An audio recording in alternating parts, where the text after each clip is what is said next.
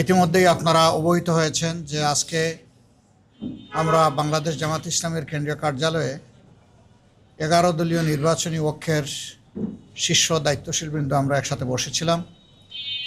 আমরা দেশের সর্বশেষ পরিস্থিতি নিয়ে বিস্তারিত আলাপ আলোচনা করেছি। আগামী 12 তারিখ ইনশাআল্লাহ ত্রয়োদশ জাতীয় নির্বাচন অনুষ্ঠিত হতে যাচ্ছে। একই দিনে দুটি ভোট, একটি গণভোট, দ্বিতীয়টি হচ্ছে সরকার গঠনের জন্য ভোট। গণভোটে ইতিমধ্যেই আপনারা জানেন যে আমাদের অবস্থান স্পষ্ট। আমরা জুলাই আকাঙ্ক্ষার আলোকে যে সংস্কার প্রস্তাব উপস্থাপিত হয়েছে এটার বৈধতা দেওয়ার জন্য যে গণরায়ের দরকার, এর জন্য গণভোট অনুষ্ঠিত হচ্ছে আমাদের অবস্থানের পক্ষে। আমরা ইতিমধ্যে সারা দেশে সর্বত্র আমাদের প্রচারণার শুরু থেকে গণভোটে হা এই মোটিভেশন নিয়েই আমরা কাজ করে যাচ্ছি এবং আমরা আশাবাদী ইনশাল্লাহ বিপুল ব্যবধানে হা বিজয়ী হবে। হা যদি বিজয়ী হয় তাহলে বাংলাদেশ জিতে যাবে। হা যদি বিজয়ী হয় তাহলে ইনশাল্লাহ জুলাই আকাঙ্ক্ষা বাস্তবায়িত হওয়ার পথ খুলে যাবে। হা যদি বিজয়ী হয় তাহলে অতীতের নির্যাতন নিপীড়নের অবসান ঘটবে এবং তার যৌক্তিক ন্যায়সঙ্গত বিচার হবে। হা বিজয়ী হলে আবরার ফাহাদ থেকে শুরু করে আমাদের বিপ্লবী শরীফ উসমান হাদি পর্যন্ত সকলের বিচারটা তাদের পরিবার পাবে। এই যে 1400 শহীদ যারা জীবন দিয়ে এই জাতিকে জীবন এনে দিল, তাদের প্রতি আমরা গভীর শ্রদ্ধা নিবেদন করছি এবং সেই সাথে সকল জুলাই যোদ্ধাদের প্রতি। আমাদের অবস্থান মূল থেকেই স্পষ্ট ছিল। আমরা এই দলগুলো সবসময় সংস্কারের পক্ষে ছিলাম, আমরা পরিবর্তনের পক্ষে ছিলাম। জাতি অতীতের রাজনীতির ভুক্তভোগী এবং এই জাতির অনেক ক্ষতি হয়ে গেছে। 54 বছরে এই জাতি বহুদূর এগিয়ে যেতে পারত। দুর্নীতি দুঃশাসনের কারণে জাতি এগুতে পারেনি। আমাদের অঙ্গীকার হচ্ছে দুর্নীতির বিরুদ্ধে স্পষ্ট অবস্থান এবং আমরা সমাজে সুশাসন বা গুড গভর্নেন্স দেখতে চাই। এর সাথে সাথে আমরা সমাজে সর্বত্র ন্যায় বিচার কায়েম করতে চাই। এই দুইটা জিনিস যদি নিশ্চিত করা যায় তাহলে আমাদের সমাজ যেভাবে পশ্চাৎপদ হয়ে পড়ে আছে এই অবস্থা থেকে উত্তরণ হবে। এবং আমাদের যুবকদের আকাঙ্ক্ষা ছিল যে তারা হাতে কাজ নিয়ে দেশ গড়তে চায়। তারা কোনো ভাতা বা কোনো ধরনের কারো কোনো দয়া দেখতে চায় না। তারা নিজেই এই বাংলাদেশ গড়ার গর্বিত অংশীদার হতে চায়। এই ক্ষেত্রেও আমাদের অবস্থান স্পষ্ট যে তাদের হাতে কোনো ভাতা নয়, বরঞ্চ আমরা তাদের উপযুক্ততা অনুযায়ী কাজ তুলে দিয়ে বলতে চাই যে এবার তোমরাই বাংলাদেশটা গড়ো। এবং আমরা আসলে তরুণদের হাতেই বাংলাদেশ তুলে যাওয়ার জন্য আমরা প্রস্তুতি নিচ্ছি।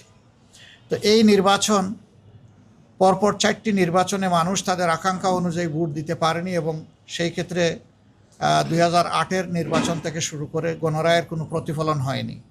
এবারকার নির্বাচনে আমরা স্পষ্টতই দেখতে পাচ্ছি যে মানুষের মধ্যে এই নির্বাচন নিয়ে ব্যাপক উৎসাহ উদ্দীপনা তৈরি হয়েছে। যাদের ভোট গ্রামে আছে তারা দলে দলে অনেকটা ঈদের উচ্ছ্বাস এবং আনন্দের মতো তারা যাচ্ছে, নিজেদের নাড়ির টানে গ্রামেই ফিরে যাচ্ছে। সেখানে তারা ভোট দিতে চায় এবং তারা তাদের মনের মতো সরকারও দেখতে চায়।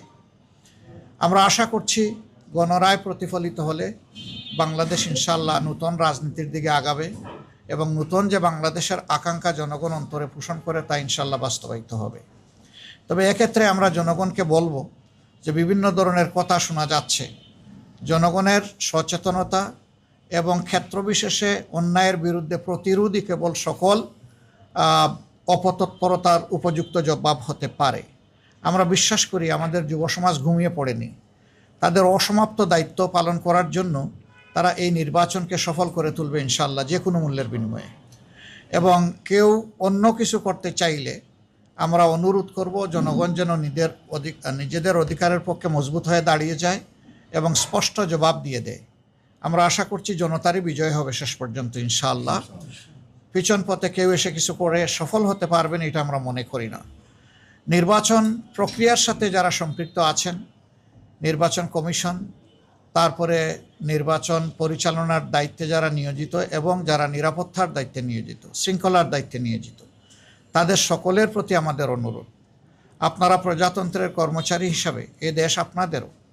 আপনারা ন্যায়নিষ্ঠভাবে আপনারা নিরপেক্ষভাবে সুষ্ঠুভাবে আপনাদের দায়িত্ব পালন করবেন। তাহলে জনগণের ভালোবাসা পাবেন, সমর্থন পাবেন এবং জনগণ আপনাদের এই কাজের প্রতি সন্তুষ্ট হয়ে অবশ্যই আপনাদের মূল্যায়ন করবে। আমরা অতীতের মতো আর কাউকে দেখতে চাই না যে সরকারি প্রজাতন্ত্রের বাংলাদেশ নামের এই প্রজাতন্ত্রটির কর্মকর্তা হয়ে কেউ নির্দিষ্ট কারো পক্ষ নেবেন, এটা আমরা একেবারেই দেখতে চাচ্ছি না। আমরা কারো আনুকূল্যও চাই না, আবার আমরা অন্য কাউকে আনুকূল্য দেখানো হোক সেটাও আমরা দেখতে চাই না। আমরা চাই সবাই নিরপেক্ষতার সাথে যার যার জায়গা থেকে এই দায়িত্ব পালন করবেন। এই নির্বাচনের দিনেও বহু ধরনের রিউমার ছড়ানো হতে পারে। আমরা জনগণকে আহ্বান জানাবো, 11 দলের পক্ষ থেকে কোনো সুস্পষ্ট বক্তব্য না যাওয়া পর্যন্ত এই ধরনের কোনো বিভ্রান্তিমূলক কথায় মোটেই কান দেবেন না। যারা পরাজয়ের ভয়ে ভীত সন্ত্রস্ত, যে কোনো পক্ষ যে কোনো কাজ এই ধরনের করতে পারে, মিথ্যা অপবাদ ছড়াতে পারে ভয়ভীতি সৃষ্টির জন্য, আতঙ্ক সৃষ্টির জন্য। কিন্তু না, সব কিছুকে জয় করেই ইনশাআল্লাহ আপনারা সেদিন আপনাদের ভোটাধিকার প্রয়োগ করবেন এবং ভোটের রেজাল্ট হাতে না নিয়ে আপনারা কেউ ফিরবেন না। কারণ আপনি ভোট দেওয়ার পরেও আপনার ভোট নয়ছয় হয়ে যেতে পারে, আবার ভোট দেওয়ার আগেও বিভিন্ন ধরনের সমস্যা কেউ কৃত্রিম সংকট সৃষ্টি করতে পারে। এই সব কিছুকে আমরা বিশ্বাস করি এই বীর জাতি মোকাবিলা করেই ইনশাআল্লাহ 12 তারিখের নির্বাচনকে সফল করে তুলবে এবং সেই নির্বাচনের মধ্য দিয়ে যে সরকার গঠিত হবে, এই সরকার হবে নতুন বাংলাদেশের সরকার, এ সরকার হবে জন আকাঙ্ক্ষার সরকার, এই সরকার হবে কৃষক, শ্রমিক, মেহনতি জনতা সহ মুটে মাঝি মজুর সকলের সরকার, সকল শ্রেণী পেশার মানুষের সরকার, নারী পুরুষের সরকার, শিশু আবাল বৃদ্ধ বনিতার সরকার। এই সরকার কোনো দলের হবে না, এই সরকার কোনো গোষ্ঠীর হবে না, এই সরকার কোনো পরিবারের হবে না, এই সরকার হবে জনগণের সরকার ইনশাআল্লাহ। আমরা সেই জনগণের বিজয়টার দিকেই মুখিয়ে আছি। আল্লাহ রাব্বুল আলামিন একটি সুষ্ঠু নির্বাচনের পরিবেশ নিশ্চিত করে দিয়ে জনগণের আকাঙ্ক্ষা পূরণে আমাদেরকে সহায়তা করুন। আমাদের অবস্থান স্পষ্ট, আমরা বললেই এটা সুষ্ঠু হবে না, আর সুষ্ঠু হয়নি বললেও এটা ওই রকম হবে না। যখন জনগণ বলবে যে না এটা সুষ্ঠু হয়েছে, আমরা এটা শ্রদ্ধার সাথে মেনে নেব।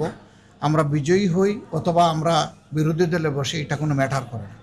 আমরা আমাদের জনগণের উপর খুবই আস্থা রাখি, গভীর আস্থাশীল, এবং আমরা বিশ্বাস করি জনগণ সঠিক রায়টি দিবে ইনশাআল্লাহ।